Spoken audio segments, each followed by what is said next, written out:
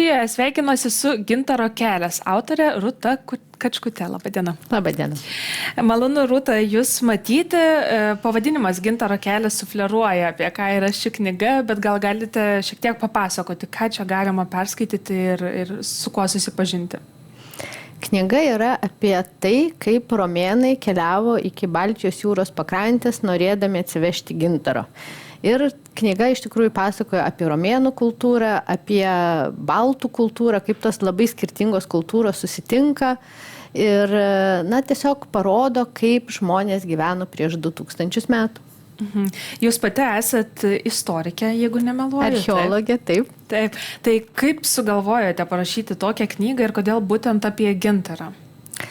Aš kaip archeologė, kaip mokslininkė esu parašiusi disertaciją kaip tik apie taip vadinamą romėnišką laikotarpį, tai yra pirmi 400 metų po Kristaus ir kaip tik tai yra tas laikotarpis, kai Romos imperija ypatingai domisi gintaru ir kai gintaras keliauja iš, taip sakyt, mūsų Baltijos jūros pakrantės, nes ne visada tai buvo.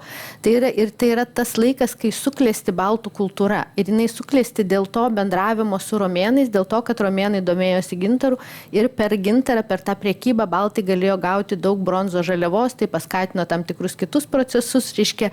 Tai aš tiesiog domėjausi to laikotarpiu ir visą laiką norėjau surasti būdą, kaip šitą labai patrauklią istoriją papasakoti kažkaip paprastai, kad ir kiti žmonės, ne mokslininkai suprastų, kaip ten žmonės gyvena ir kodėl tas laikotarpis yra toks svarbus mums baltams. Man iš karto kyla klausimas, kodėl senovės romėnams reikėjo gintaro taip toli plaukti į tam tikrus nepažintus kraštus tikriausiai. Tai kuo čia tas mūsų gintaras buvo toks išskirtinis jiems? Gintaras Romos imperijoje buvo arba romėnams buvo žinomas ir anksčiau. Tačiau tuo metu Roma tikrai klestėjo, tai čia yra 1 amžius, Roma klestėjo ir jie buvo visko pertekę. Jie tikrai galėjo visko gauti. Ir visada, kai visko turi, nori to, ko negali gauti. Ir gintarą jiems gauti buvo labai sunku ir todėl gintaras ir tapo ta tokia, ypatingai patrauklia preke, ypatingai patraukliu dalyku, nes gali juo pasipuikuoti ir parodyti savo turtus, savo galę, nes tam, kad nukeliautum taip toli ir atsivežtum ir gautum šitos labai retos prekės, tikrai reikėjo įdėti ir daug pinigų, ir daug pastangų. Ir tai galėjo daryti, pavyzdžiui, imperatoriaus aplinka arba taip toliau. Gintaras buvo be galo brangus. Tai dėl savo išskirtinumo ir aišku dėl kitų savybių, nes buvo tikima, kad jisai gydo, buvo tikima, kad jisai apsaugo nuo blogos akies ir taip toliau. Tai žodžiu, dėl visų šitų savybių gintaras ir buvo toks patrauklus romėnams. O ką jie darydavo su gintaru? Ar tik tai papuošalus, ar kažką dar? Tai pirmiausia, gintaras buvo naudojamas papuošalams, tai irgi čia, bet tie papuošalai buvo nepaprasti, jie buvo pavyzdžiui amuletai. Amuletai jie turėjo apsauginę reikšmę ir jie dažnai būdavo jauniems berniukams arba jauniems žmonėms kabinami norint juos apsaugoti. Tada būdavo žiedai, labai gražų žiedai su žmogaus galvos, moters galvos, reiškia deivės atvaizdais. Tada būdavo verpstukai. Verpstukai tai jau yra tokios verpstės didelės padarytos iš didelio gintaro gabalo, tai čia jau yra irgi su apeigom, su tikėjimai susijęs dalykus ir kosmetikai buvo naudojama. Tai kosmetinės dėžutės buvo nuostabiausiais gintariniais, dangteliais ir pačios padarytos, išskaptuotos iš gintaro. Gintaras yra labai trapi medžiaga. Reiškia, tie dirbiniai, kurie Romos imperijoje buvo daromi iš gintaro, juos darė pačios aukščiausios kvalifikacijos meistrai, dažniausiai iš Akvilėjos. Akvilėja yra garsi savo dirbtuvėmis, bet ir kitų dirbtuvių. Tai vienu žodžiu, čia jau buvo tas pats aukščiausias toks lygis, galima sakyti, tiek papuošalų, tiek kosmetikos pramonėje. Kiek laiko užtruko jums parašyti šitą knygą? Aš ją tikrai rašiau ilgai, aišku, tai nebuvo visos dienos darbas, todėl kad knygą vaikams parašyti, man atrodo, yra ypatingai sunku, nes tikrai reikia surasti tą specifinę kalbą, kuri būtų ne per paprasta, bet ir suprantama jaunam žmogui, bet tuo pat ir patraukli. Ir aš norėjau sudėti pakankamai daug informacijos. Tai kažkaip norėjosi padaryti grožinį pasakojimą, bet per jį perteikti tą tikrą mokslinę medžiagą. Knygoje yra aprašoma baltų kultūra, papročiai. Galbūt galite papasakoti kokį nors epizodą, kas jums įstrigo, kai rašėte, kas buvo labai įdomu, kas dabar galbūt mums atrodytų keista, neįprasta, kaip tuo metu gyveno baltai.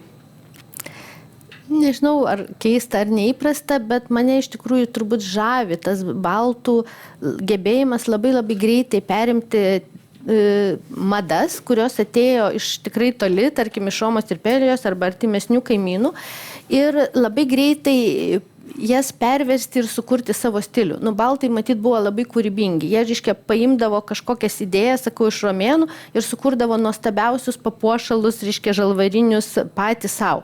Žalvario anksčiau jie irgi neturėjo. Žalvaris irgi atkeliavo medžiaga, kurie atkeliauja kaip tik priekybos būdu. Jie išmoksta tą, reiškia, bronzą gražiai apdirbti ir kūrė nuostabiausio grožio papuošalus. Tai juos kviečiu ateiti pasižiūrėti muziejuje ir būtent romėniško laikotarpio papuošalai, kepuraitės viso žalvarių dengtos su kabučiais prieki, arba tokia visa krūtinė dengiančios juostos, krūtinės segės ir taip toliau. Ir, žodžiu, iš tikrųjų tuo metu, aišku, apieigoms baltai nešiojo labai daug papuošalų, nes jais jie irgi, simbolizavo savo statusą. Tai mane žavi iš tikrųjų perimti tam tikrą prasme tradicijas, bet ir sukurti savas.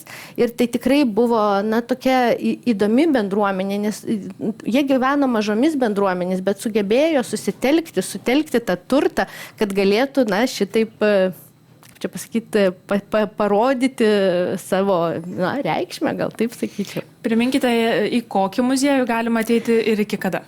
Kviečiu ateiti Lietuvos nacionalinį muziejų. Deja, jau nebėra Gintaro kelio parodos Lietuvos nacionalinėme muziejuje, bet yra Senajame arsenale nuolatinė archeologijos ekspozicija, kur ir galima pamatyti kaip tik tuos objektus, apie kuriuos rašoma ir šitoje knygoje. O nedidelė Gintaro kelio paroda dar vis yra Istorijų namuose, tai ten vėlgi trumpai galima susipažinti su Gintaro keliu taip pat. Knyga yra istorinė ir jį pasakoja apie istorinius tikrus įvykius. Kaip galvojate, kodėl svarbu vaikams skaityti arba kad patys vaikai skaitytų apie istoriją? Man atrodo, papasakoti istoriją kaip grožinį kūrinį vaikams yra būdas juos sudominti istoriją, nes iš tikrųjų ta senovės istorija, apie kurią mes, aišku, ne viską žinome, bet jinai yra įdomi, jinai yra svarbi ir jinai yra aktuali, nes ką mes pasakoju, ką aš pasakoju šitoj knygoj, tai yra kaip dvi kultūros viena kitą įtakoja ir kaip viena kitą keičia. Mes dabar irgi susiduriam su kitom kultūrom nuolat, taip, ir turim suprasti, kaip mus tai veikia ir kaip mes veikiam kitas kultūras. Tai iš tikrųjų nieko naujo neįvyko per tos 2000 metų. Tai tokios knygos, mano supratimu, yra būdas jauną žmogų sudominti istoriją. Kaip galvojate, ar Lietuvoje netrūksta istorinių knygų ir būtent apie Lietuvos istoriją vaikams? Man atrodo, kad taip, visada trūksta to tokio grožinių mokslo populiarinimo knygų, jų niekada nebus per daug. Nežinau, ar trūksta, bet jų niekada nebus per daug. Ir skaitytojai keičiasi, tai turbūt reikia knygų, kurie, tiktų šiuolaikiniam skaitytojui. Aš nežinau, ar šita knyga yra tokia, čia yra tik mėginimas tokią parašyti. Čia jūsų pirmoji knyga, galbūt planuojate dar parašyti kokių nors istorinių knygų vaikams, o gal nebūtinai? Aš dabar neturiu tikrai jokių planų, bet gali tai būti, kad kils idėjų, dėl to, kad šita idėja irgi kilo kuruojant parodą apie Gintaro kelią, tai gali tai būti, kad bus ir kitų, nežinau. Galbūt bus dar kokių nors įdomių parodų, kaip suprantu, kurios įkvėpti gali jūs, taip? Tikrai taip. Jeigu taip įvyktų, apie kokį laikotarpį, apie kokią asmenybę norėtumėt parašyti? Iš tikrųjų, aš norėčiau rašyti apie tas laikus, kuriuos pati išmanau, tai tikrai būtų kažkiek susijęs su archeologija ar vienaip ar kitaip, bet mes jau šiek tiek ir kalbėjom, labai tikrai trūksta moterų istorijoje ir galbūt kada nors man ir pavyktų parašyti knygą apie moteris prieš 2000 metų, dar nežinau, nes tai yra tikrai labai sudėtinga, bet moters vaidmuo istorijoje tikrai buvo nemenkesnis negu vyro vaidmuo, bet mes apie moterį istoriją kalbam per mažai. Taip. Ir pabaigai, kam rekomenduotumėt perskaityti šitą knygą, kokie vaikai galėtų susidomėti, kam jį skirta? Knyga yra maždaug 6-12 metų vaikams ir ypatingai rekomenduočiau gal 5-okams, todėl kad žinau, kad jų programoje yra kaip tik kalbama apie gintarą, apie gintaro kelią, apie tuos laikus ir tikrai tai nebuvo vienas kelias, beje. Tai tiesiog buvo būdas, žodžiu, keliauti prekėmis, turbūt tai pasakysiu, per labai didelės teritorijas. Tai aš manau, kad gal palengvintų mokymasi 5-okams, o visiems kitiems tikiuosi ir šiaip bus įdomu kaip istorija.